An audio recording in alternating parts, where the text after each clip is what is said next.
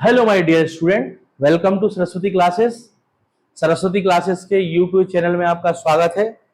और आज मैं आप सभी के लिए कुछ बच्चों की रिकमेंडेशन पर, अभी क्या 10th और 12th के रिसेंटली रिजल्ट आए हैं, तो उनके लिए कुछ जो भी सब्जेक्ट्स चॉइस फिलिंग, क्या सब्जेक्ट लेना चाहिए उनको, 11th में क्या सब्जेक्ट चूज करना चाहिए उनको, 11th के बाद जो 12th में पास हो गया उनको 12th के बाद क्या सब्जेक्ट में आगे बढ़ना चाहिए। देखिए, वैसे तो सीधा सा फंडा है कि आपको जिस क्षेत्र में ज्यादा इंटरेस्ट हो, जिस चीज में ज्यादा इंटरेस्ट हो, आपको उस क्षेत्र में आगे बढ़ना चाहिए। सीधी सी बात है। अगर मुझे भूख लगी है और मुझे खाना दाल चावल है और मुझे कोई रोटी दे तो मजा नहीं आएगा। मजा काहे में आएगा? जो चीज की मुझे भूख लगी है। सीधी सी बात है। देखिए, सबसे पहले हम बात करते हैं क्लास 10th। क्लास 10th में आप मैथ्स पढ़ते हैं, साइंस पढ़ते हैं, सोशल साइंस पढ़ते हैं, इंग्लिश पढ़ते हैं, हिंदी पढ़ते हैं और एमपी बोर्ड वाले संस्कृत भी पढ़ते हैं। ये 6 सब्जेक्ट हम पढ़ते हैं, ठीक है। साइंस में भी हमारे पास तीनों सब्जेक्ट होते हैं। साइंस में क्या होता है? 10th में फिजिक्स होता है, केमिस्ट्री होता है और बायो होता है, ठीक है। तो 3 सब्जेक्ट हम पढ़ते हैं। सोशल साइंस में हम क्या पढ़ते हैं? हिस्ट्री होता है, सिविक्स होता है, इकोनॉमिक्स होता है, पॉलिटिकल साइंस होता है और ज्योग्राफी होता है।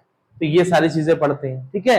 ये फाउंडेशन कोर्स कहलाते, मतलब हमारी मातृभाषाएं जो सारी चीजें यूज की गई। हिंदी हमारी मातृभाषा है, इंग्लिश यूनिवर्सल लैंग्वेज है, संस्कृत हमारी प्राचीनतम भाषा है, ठीक है। तो इसको हम बोल सकते हैं फाउंडेशन कोर्स। क्या बोलते हैं? फाउंडेशन कोर्स, ठीक है। अब आपने 10वीं कक्षा में ये सारी चीजें पढ़ी।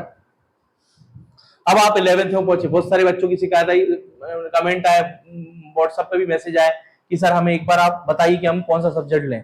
अब मान लो 11th क्लास में बच्चा आया। अब मैंने ऐसा देखा है, मैं खुद अपना बता रहा हूं, मैं 10th क्लास में था तो मुझे मैथ्स काफी अच्छा लगता था, तो ऑब्वियसली मैंने 11th क्लास में मैथ्स लिया और मुझे मैथ्स की फील्ड में ही आगे बढ़ने में बहुत अच्छा लगा और इंटरेस्ट आया, ठीक है। अब भाई ये अलग चीज होती है कि हम टीचिंग लाइन में हैं भाई। दैट इज नॉट डिपेंडेंट कि आप क्या कर रहे हो, दैट इज इंपॉर्टेंट कि आपको पसंद क्या है, आपको मजा किस चीज में आ रहा है। मुझे बहुत मजा आता है पढ़ाने में। कोई मुझे सुबह से शाम तक बोल दे कि पढ़ाइए तो मैं पढ़ाऊंगा, सीधी सी बात है। किसी को मजा आता है खाना बनाने में, सुबह से शाम तक उससे बोलो अच्छी अच्छी डिश बना के दे, बढ़िया बनाता है वो, उसको इंटरेस्ट है। तो जिस चीज में जिसको ज्यादा इंटरेस्ट आता है, किसी को साइंस पढ़ने में मजा आता है, किसी को साइंस में फिजिक्स पढ़ने में बहुत मजा आता है, किसी को बायोलॉजी पढ़ने में बहुत मजा आता है। तो ये डिपेंड होता है बच्चे के माइंड पर, उसको कैसे। किसी को इंटीरियर बहुत मजा आता है कि नहीं? किसी को गवर्नमेंट अधिकारी बनना, मतलब जैसे एसएससी, बैंक, ये सारी चीजों में जाना है, एलएलबी करना है, लॉ करना है, वकालत करना है। तो अलग अलग फील्ड होती है, हर बच्चे की अलग अलग चॉइस होती है। हमारी 5 उंगली जैसे एक सी नहीं होती है, ऐसे ही हर व्यक्ति की सोच और उसका माइंड अलग अलग होता है, वो अलग अलग क्षेत्रों में काम करता है। तभी तो जो है ना, सभी बच्चे एक सी लाइन में नहीं जाते। कोई डॉक्टर बनता है, कोई कलेक्टर बनता है, कोई इंजीनियर बनता है, कोई जो है ना अपना बिजनेस डालता है। तो अलग अलग तरीके से होती है, ठीक है। तो हम बात करते हैं, जैसे 11th क्लास में मान लो किसी ने लिया पीसीएम, फिजिक्स केमिस्ट्री और मैथ्स, इसमें आता है फिजिक्स केमिस्ट्री और मैथ्स। तो वो जैसे ही फिजिक्स केमिस्ट्री मैथ्स लेता है तो सबसे पहला ऑप्शन आता है उसको इंजीनियरिंग। क्या आता है? इंजीनियरिंग। जैसे ही वो इंजीनियरिंग लाइन में जाएगा तो उसको इंजीनियरिंग लाइन में बहुत सारी अलग अलग लाइन मिल जाएंगी, civil engineer, mechanical engineer, IT information technology, CS computer science, और आजकल एआईएमएल भी आ गया, आर्टिफिशियल इंटेलिजेंस आ गए, और भी सारी ब्रांचें, बहुत सारी ब्रांचें हैं। तो कुल मिला के ये 12वीं क्लास का बच्चा इस क्षेत्र को चूज करता है, क्योंकि भाई जो है ना इंजीनियरिंग की फील्ड में जाना चाहता है, उसका फिजिक्स केमिस्ट्री और मैथमेटिक्स सब्जेक्ट होता है, ठीक है। अब जैसे कोई बच्चा बोलता है 11th क्लास में भैया मेरे को लेना है सर पीसीबी, क्या लेना है? फिजिक्स केमिस्ट्री और बायोलॉजी। तो पीसीबी लिया, फिजिक्स केमिस्ट्री और बायोलॉजी। तो बायोलॉजी मतलब जो ऐसा माना जाता है जो साइंस है, बायो है, उसमें मेन बायोलॉजी जो डिपेंडेंट है वह 3 चीजों बनी है, ह्यूमन, प्लांट और animal.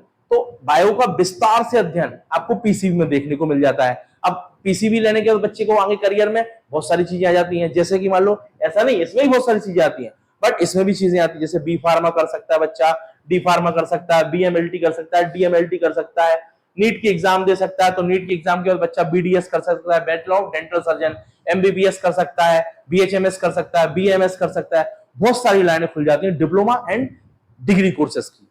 Now getting my point. तो ये होता है पीसीबी ब्रांच, और ये हो गया पीसीएम। पीसीएम में बच्चा इंजीनियरिंग कर सकता है, डिप्लोमा कर सकता है, पॉलिटेक्निक कर सकता है, और भी ITI वगैरह फील्ड में जा सकता है। इसके अलावा टीचिंग फील्ड में भी जा सकता है, पीसी वाला भी टीचिंग फील्ड में जा सकता है, BSc वगैरह भी कर सकता है। तो ऐसा नहीं है, बहुत सारी फील्ड और बहुत सारी लाइंस हमें खुल जाती हैं, ठीक है। अब जैसे कोई बच्चा बोलता है 11th क्लास में मान लो वो कॉमर्स ले लेता है, तो कॉमर्स के लिए भी बहुत सारी लाइनें खुल जाती हैं। कॉमर्स मतलब आप ये मान के चलो बैंकिंग क्षेत्र, फाइनेंस क्षेत्र और बहुत बड़े लेवल पे बिजनेस क्षेत्र, ठीक है। अब इसमें कोई बच्चा CA कर सकता है, CS कर सकता है, चार्टर्ड अकाउंटेंट, कंपनी सेक्रेटरीज और भी सारी चीजें कर सकते हैं। BCom कर सकता है, BBA कर सकता है, bachelor of business administration, MBA कर सकता है। टीचिंग लाइन वाला बंदा BCom कर सकता है, MCom कर सकता है, B.Ed कर सकता है, BPEd कर सकता है। सेम कंडीशन इसमें B.Ed BPEd भी कर सकता है, ठीक है। तो ऐसा नहीं है, क्षेत्र बहुत बड़ा है एजुकेशन का। मैं एक छोटा मात्र आपको समझाने की प्रयास कर रहा हूं, ठीक है। मुझसे भी बड़े बड़े लोग ज्ञाता बैठे हैं और मुझसे भी बड़े बड़े लोग इंटेलिजेंट है जो काफी अच्छा नॉलेज दे सकते हैं, बट मैं एक छोटा सा अपना एक प्रयास कर रहा हूं अपना एक नॉलेज देने का हमारे प्यारे बच्चों को, ठीक है। अब बात करते हैं, कई बच्चे 11th में आर्ट ले लेते हैं। आर्ट मतलब होता है जैसे फाउंडेशन कोर्स, थ्योरेटिकल सब्जेक्ट होता है। अब सोशल साइंस उसमें आ जाती है, ज्योग्राफी, हिस्ट्री, पॉलिटिकल साइंस और फाउंडेशन कोर्स भी और भी सारी चीजें मिलती हैं देखने को। इसको करने के बाद बच्चा क्या करता है, LLB में भी जा सकता है। ऐसा नहीं है, बच्चा कॉमर्स करने वाला भी LLB में जा सकता है, बट आर्ट सब्जेक्ट उसके लिए क्योंकि काफी समय पहले से BA और फिर LLB चलता आ रहा है। इसके अलावा गवर्नमेंट एग्जाम की सारी प्रिपरेशन अधिकतर बच्चे आर्ट्स लेने वाले करते हैं, ऐसा नहीं है, PCM वाला भी बच्चा करता है, ठीक है। गवर्नमेंट लाइन जो है ना इन सभी क्षेत्रों के लिए खुली है, बट मैक्सिमम बच्चा जो है ना आर्ट वाला उसमें फॉरवर्ड होता है, क्योंकि उसको आर्ट में क्या होता है, थ्योरी सब्जेक्ट में इजीली पढ़ाई होती है और गवर्नमेंट एग्जाम के लिए उसको टाइम मिल जाता है काफी अच्छा जो है ना उसको स्टडी करने का। तो ऐसा नहीं बोल रहा हूं मैं आपसे कि आर्ट वाला ही गवर्नमेंट एग्जाम की तैयारी कर सकता है, PCM वाला भी कर सकता है, PCB वाला भी कर सकता है, कॉमर्स वाला भी कर सकता है और आर्ट वाला तो कर ही सकता है, ठीक है। तो ये सारी चीजें होती है, बट हमारा एम हमें चूज करना पड़ता है कि हमें शुरू से ही क्या करना है, ठीक है। हमारे पास हमारी 4 चीजें होती है। हमारे पास SWOT एनालिसिस होता है। SWOT एनालिसिस क्या बोलते हैं उसको, SWOT, स्ट्रेंथ, वीकनेस, अपॉर्चुनिटी और थ्रेट। स्ट्रेंथ क्या है, हमारी स्ट्रेंथ क्या है, जैसे मेरी स्ट्रेंथ क्या है, मेरी स्ट्रेंथ है पढ़ाना, बच्चों को अच्छे से अच्छा पढ़ाना। और मेरी स्ट्रेंथ क्या है, लोगों को कम्युनिकेट करना, बहुत अच्छी काउंसलिंग देना, बच्चों को समझाना। जैसे हर बच्चे के अंदर एक उसका स्ट्रेंथ होती है, उसकी वीकनेस होती है और उनकी अपॉर्चुनिटी आती है, उसको थ्रेट्स होती है, उसके विचार होते हैं, ठीक है। तो हमें इस तरह से चारों क्षेत्रों में हमने एक छोटा सा आपको नॉलेज दिया। आगे की वीडियो में हम अगले में और भी आपको समझाएंगे। यदि आप मुझे कमेंट करेंगे कि सर ये तो आपने बताया नहीं, ये तो आपने बताया नहीं, तो आप बिल्कुल हमें कमेंट करिए, हमारे चैनल को फॉलो करिए, सब्सक्राइब करिए और यूट्यूब चैनल को ज्वाइन करिए। Thank you my dear students.